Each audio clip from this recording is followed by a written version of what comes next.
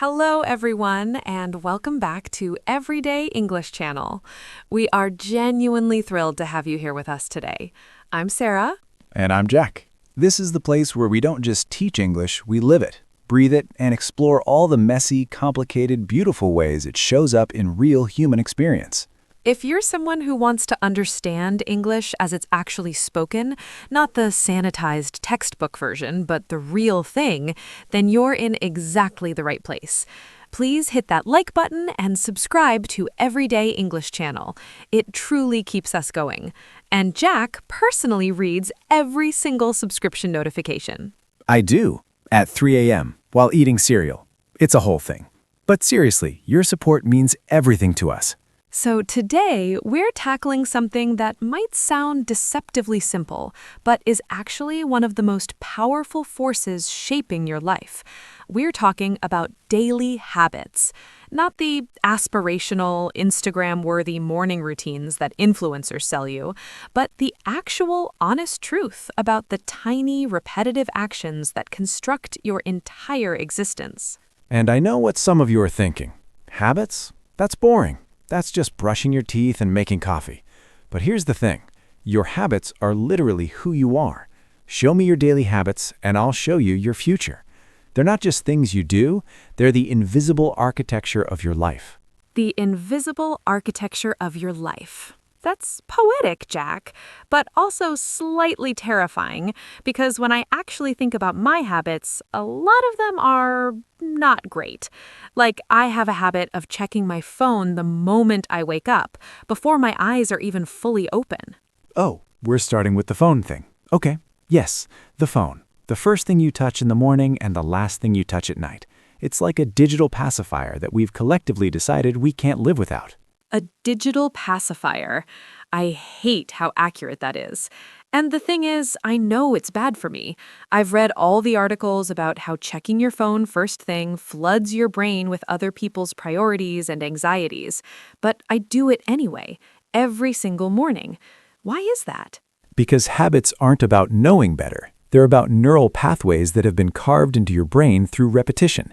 Your brain literally wires itself around the things you do repeatedly. It's trying to be efficient. It's saying, oh, we do this every morning? Great, I'll make this automatic so you don't have to think about it. So my brain is trying to help me, but it's actually reinforcing behavior that makes me feel worse. That's the paradox of habits, isn't it? They're supposed to make life easier, but sometimes they just make life different, not necessarily better. Exactly. And I think this is where a lot of people get stuck. They have all these habits that they've accumulated over years, and they don't even remember choosing them. They just sort of happened. And now those habits are running their life on autopilot. Autopilot, that's the key word. How much of your day are you actually conscious and present for versus just running through automated routines? I'd guess for most people, including myself, we're on autopilot maybe 80% of the day. 80% autopilot, 20% actual conscious choice. That's wild when you think about it. You're only really driving your life for a tiny fraction of your waking hours. The rest of the time, your habits are driving. So if we want to change our lives, we need to change our habits. But that's so much harder than it sounds. I've tried to start new habits probably 100 times. Exercise more, read before bed, drink more water, meditate, and they last maybe a week before I slip back into old patterns. A week? That's actually pretty good. Most people don't make it past 3 days. There's this statistic that 92% of people who set New Year's resolutions fail to achieve them. And most of those resolutions are just attempts to build new habits or break old ones. 92% failure rate. That's depressing, but also kind of liberating. Like, it's not just me. Habit change is genuinely hard for everyone. But why?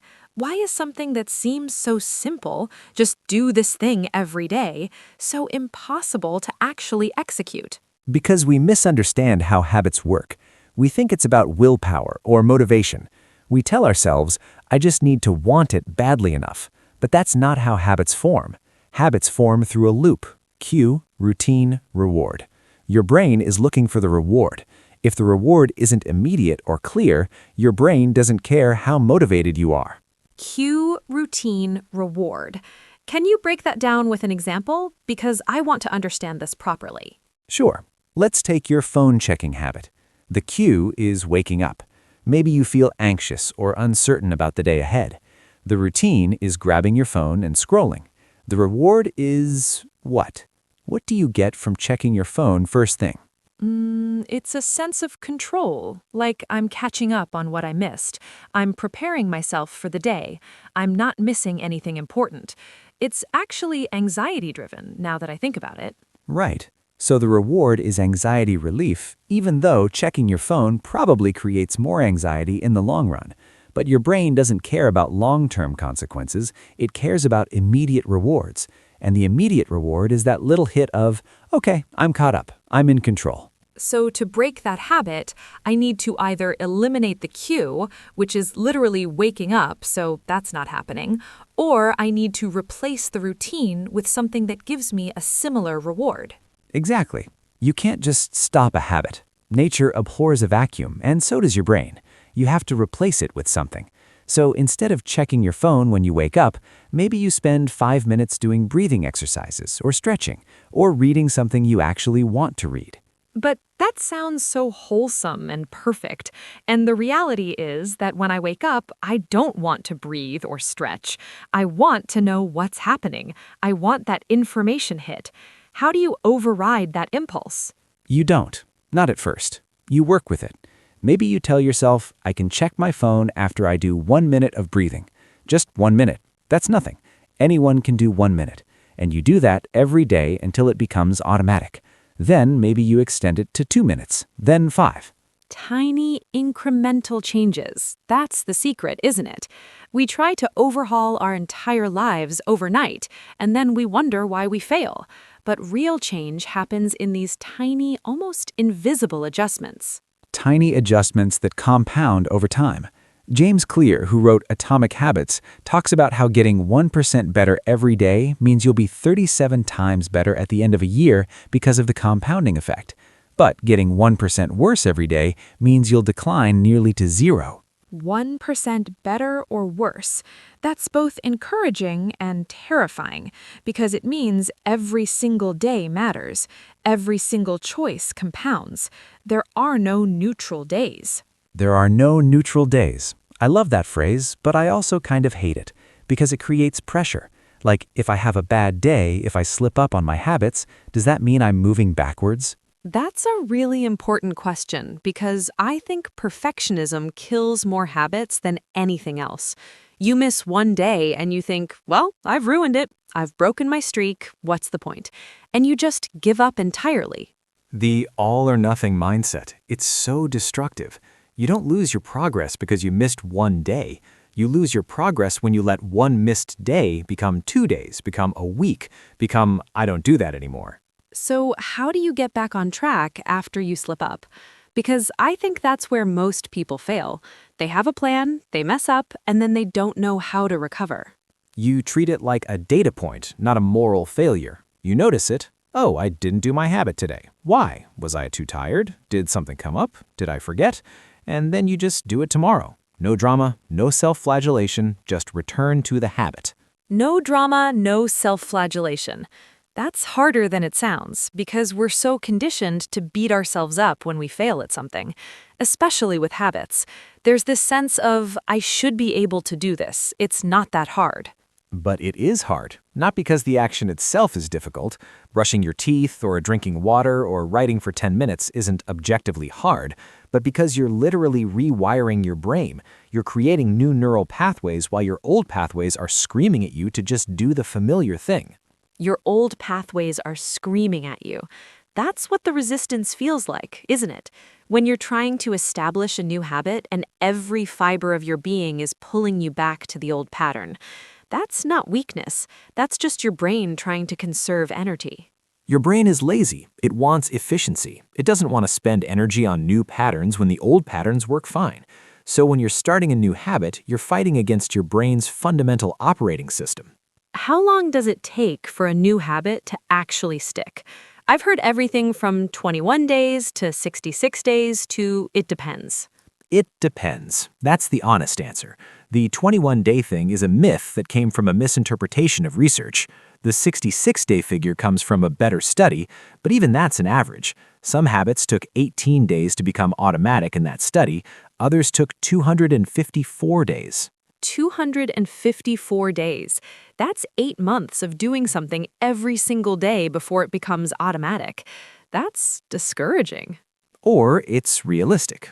Maybe we need to stop expecting instant transformation and accept that meaningful change takes time, and different habits take different amounts of time depending on complexity and how much they conflict with existing habits.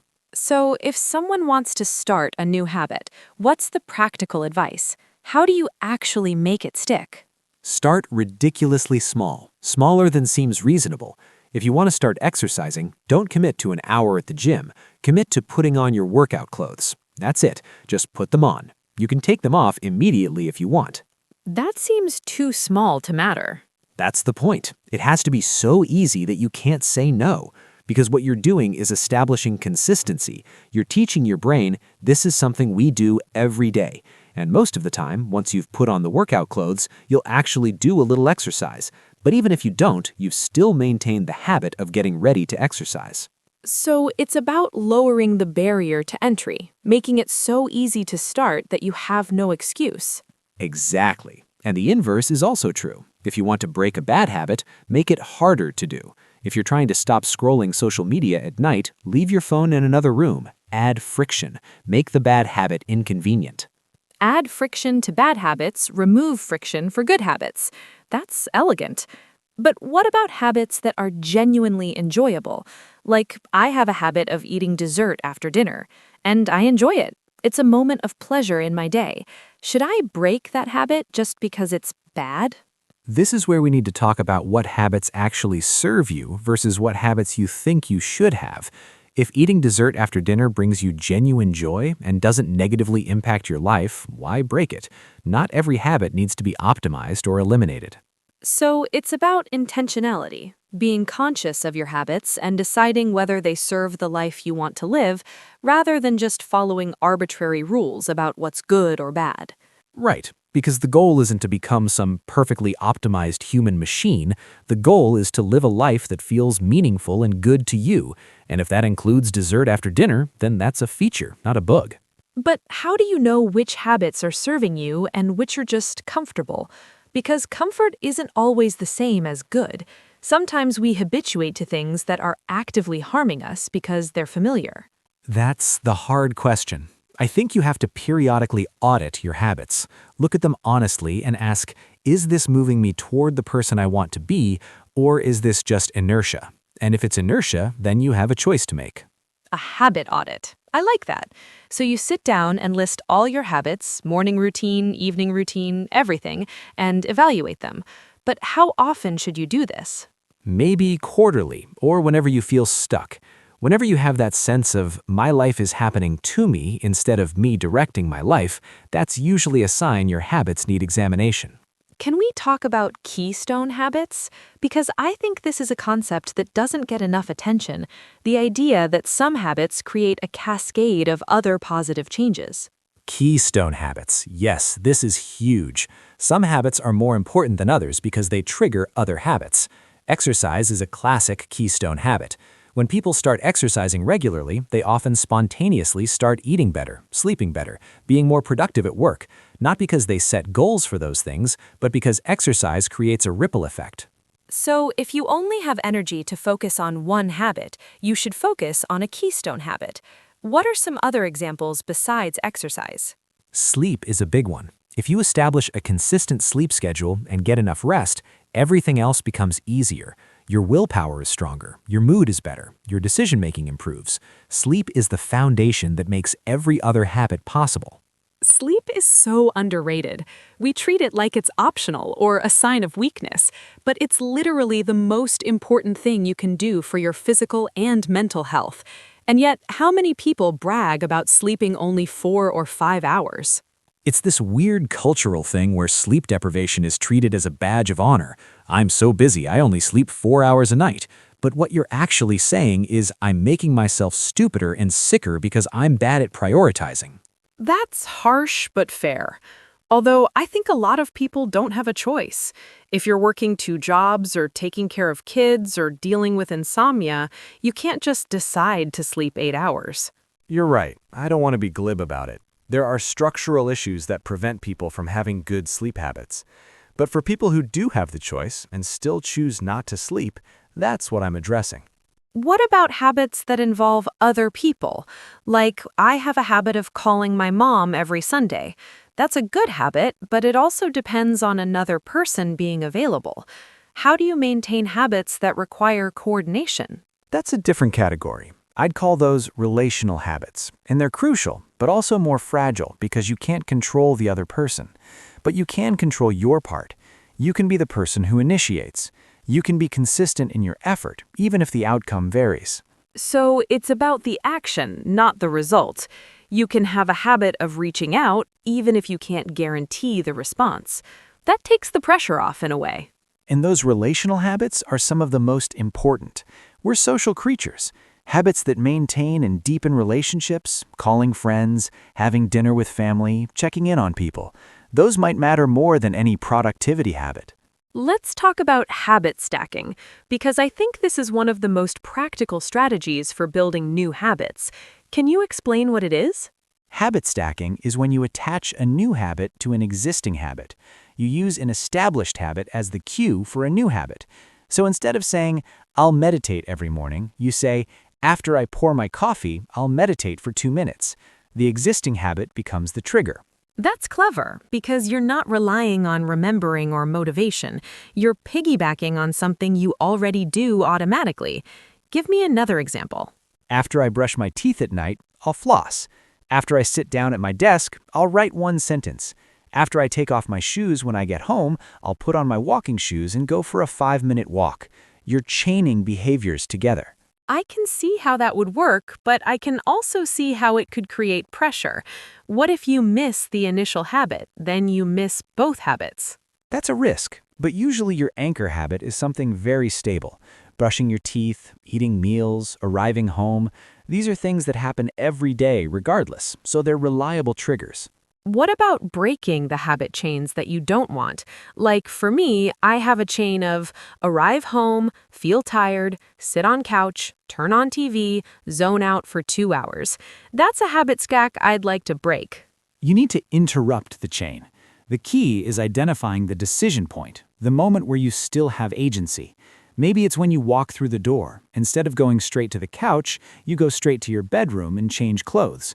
Or you have a rule, no sitting down for the first 15 minutes after you get home. No sitting down for 15 minutes. That's such a simple intervention, but it would completely disrupt my pattern. I never thought about it that way. Small disruptions can break big patterns, because once you're on the couch, you're already in the habit loop. But if you don't initiate the loop, you have a chance to do something different. This is making me think about how much of my life is just loops within loops. My morning routine is a loop, my work routine is a loop, my evening routine is a loop. I'm just executing the same program over and over. And there's nothing inherently wrong with that. Loops create stability. They free up mental energy for things that actually require thought. But you want to make sure your loops are taking you somewhere you want to go. Taking you somewhere you want to go. That's the crucial question. Are your habits building the life you want, or are they just creating the illusion of a life because you're too busy executing routines to actually live? Wow, that got existential quickly. But yes, that's the question. And I think a lot of people are so focused on optimizing their habits that they never step back and ask whether they're optimizing towards the right goal. The right goal? What even is the right goal? Because different people want different things. Some people want to be productive. Some people want to be healthy. Some people just want to be happy, and those might require different habits. You're absolutely right. There's no universal set of correct habits. It depends entirely on what you value and what you're trying to build. If your goal is to be a successful entrepreneur, your habits will look different than if your goal is to be a present parent or a dedicated artist. So the first step isn't even identifying the habits you want, it's identifying the life you want and then working backwards to figure out what habits would support that life. Exactly. Start with the vision. Who do you want to be? What does a good day look like for you? And then ask, what would someone living that life do every day? That's your habit blueprint. A habit blueprint. I like that. But here's my question. How do you balance having intentional habits with spontaneity and flexibility? Because if every minute of your day is governed by routines, where's the space for discovery or joy or just being? That's a legitimate concern. I think the answer is that habits should create space, not fill it. Good habits handle the mundane parts of life efficiently, so you have more space for spontaneity. You have a morning routine so you don't waste energy deciding what to do. Then the rest of your day can be more open. Habits create space. That reframes it entirely. It's not about controlling every moment, it's about automating the things that don't matter, so you can be present for the things that do. And some habits should explicitly be about creating space, like a habit of taking a walk without your phone, or a habit of leaving 1 hour every weekend completely unscheduled. Those are habits of emptiness, which might be the most important habits of all. Habits of emptiness. In a culture that's obsessed with productivity and optimization, that feels radical, to intentionally cultivate emptiness as a practice. But I think you're right. We need that space to think, to rest, to just exist without purpose. Because you're a human being, not a human doing. The doing is important, but if you lose touch with the being part, you lose yourself. And I think a lot of people are so consumed by their habits and routines that they've forgotten how to just be. How do you stay connected to yourself while maintaining habits? How do you avoid becoming a robot just executing your programming? Regular check-ins, asking yourself, how do I feel? What do I need? What's working? What's not? And being willing to adjust. Your habits shouldn't be rigid rules. They should be experiments that you continually refine based on feedback from your actual experience. Habits as experiments. That takes the pressure off because experiments can fail. That's the whole point. You're gathering data about what works for you. And what works for you might not work for anyone else. Some people thrive with strict routines. Other people feel suffocated by them. Some people need to exercise in the morning. Other people are stronger in the evening. There's no one right way. So stop trying to copy other people's habits. Stop trying to implement some influencer's morning routine that works for them but makes you miserable. Find what actually works for your life, your body, your brain. Yes. Although I will say there's value in experimenting with other people's habits. Try something for a week or two. See how it feels. But if it doesn't work, let it go. Don't force it just because it should work. Speaking of things that should work but don't, meditation. Everyone says you should meditate. The benefits are well documented. But I've tried so many times and I just can't. My brain won't settle. I get frustrated. Is that a failure of willpower, or is meditation just not for everyone? Maybe meditation as it's commonly taught isn't for everyone, but there are many forms of meditation. Walking meditation, movement meditation, meditation with music, very short meditations. Maybe you need to find a form that fits you rather than trying to force yourself into the traditional model. Or maybe I need to accept that meditation isn't my thing and find a different way to cultivate mindfulness or presence. There's more than one path to the same destination. Absolutely. The goal isn't to meditate. The goal is to reduce stress, increase awareness, be more present, whatever you're seeking from meditation. And there are many ways to achieve those goals. This brings me back to something we touched on earlier. Habits need to be sustainable. If a habit makes you miserable, it's not sustainable. Even if it's good for you, if you hate it, you won't maintain it. Sustainability over optimization. I'd rather have a mediocre habit that I maintain for 30 years than an optimal habit that I quit after 30 days. Consistency beats intensity. Consistency beats intensity. That should be the motto for habit formation. Because we're always chasing the most effective, most efficient, most optimized version of everything. But the best habit is the one you'll actually do.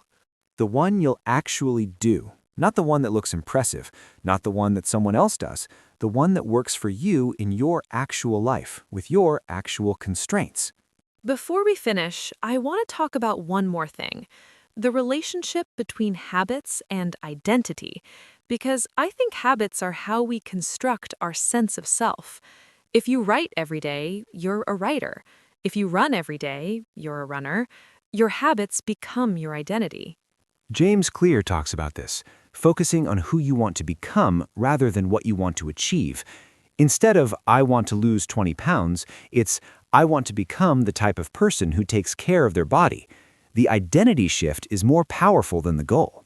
Because once something becomes part of your identity, you don't need motivation anymore. You just do it because it's who you are. I don't need motivation to brush my teeth because I'm someone who brushes their teeth. That's just what I do. So the real work of habit formation is identity work. You're not just trying to do something different, you're trying to become someone different. And that's much bigger and more meaningful than any single habit. Becoming someone different. That's both exciting and scary, because it means your habits have real power. They're not just about being more productive or healthy, they're about shaping who you become. Which is why this conversation matters. Every habit you have right now is shaping you, and you can decide whether that shaping is intentional or accidental. You can take control of the process. Or at least participate in it, because I don't think we ever have complete control. Life happens, circumstances change, but we can be active participants in our own formation rather than passive recipients of whatever habits happen to stick. Active participants in our own formation. That's a beautiful way to end, and I want our audience to think about that. Look at your habits. Are they creating the person you want to become? And if not, what one small thing could you change?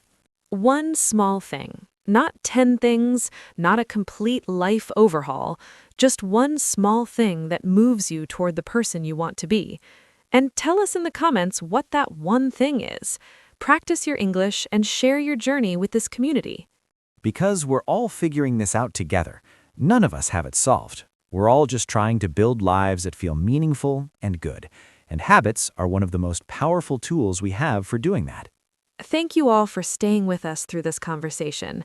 If this resonated with you, please give us a thumbs up, share it with someone who's thinking about their habits, and subscribe to Everyday English channel. Your support makes this possible. Take care of yourselves out there. Your habits matter, but you matter more. Be kind to yourself as you grow and change. Until next time, remember that small steps lead to big transformations. You're already on the path. Goodbye, everyone. Take care.